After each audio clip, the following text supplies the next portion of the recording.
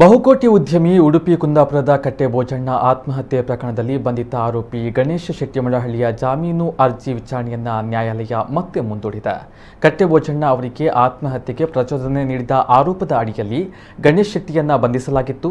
ಪ್ರಕರಣಕ್ಕೆ ಸಂಬಂಧಪಟ್ಟಂತೆ ಮೇ 30ಕ್ಕೆ ಆರೋಪಿ ಜಾಮೀನು ಅರ್ಜಿಯನ್ನು ಸಲ್ಲಿಸಿದ್ರು. ಆದರೆ ಜಾಮೀನು ಅರ್ಜಿಯ ವಿಚಾರಣೆಯನ್ನ ನ್ಯಾಯಾಲಯ ಜೂನ್ 2ಕ್ಕೆ ಮುಂದೂಡಿತ್ತು. ಕಟ್ಟೆ ಬೋಜಣ್ಣ ಅವರ ಮರಣೋತ್ತರ ಪರೀಕ್ಷೆಯ ವರದಿ ಕೈ ಸೇರದ ಹಿನ್ನೆಲೆ ಜಾಮೀನು ಅರ್ಜಿಯ ವಿಚಾರಣೆಯನ್ನ ಜೂನ್ 7ಕ್ಕೆ ಮತ್ತೆ ಮುಂದೂಡಿ ನ್ಯಾಯಾಧೀಶ ಅಬ್ದುಲ್ ರಹೀಮ್ ಹುಸೇನ್ ಶೇಖ್ ಆದೇಶವನ್ನು ಹೊರಡಿಸಿದ್ದಾರೆ. ಕಟ್ಟೆ ಬೋಜಣ್ಣ ಅವರು ಮೇ 26ರಂದು ಕುಂದಾಪುರ ಕೋಟೇಶ್ವರ ಸಮೀಪದ ಕುದ್ರೆಕೆರೆ ಬೆಟ್ಟು ರಸ್ತೆಯ ಮಳಹಳ್ಳಿಯಲ್ಲಿ ಇರುವಂತಹ ಗಣೇಶ್ ಶೆಟ್ಟಿಯವರ ಮನೆಯ ಸಿಟ್ಔಟ್ನಲ್ಲಿ ತನ್ನದೇ ರಿವಾಲ್ವರ್ನಲ್ಲಿ ಶೂಟ್ ಮಾಡಿಕೊಂಡು ಆತ್ಮಹತ್ಯೆಗೆ ಶರಣಾಗಿದ್ದರು.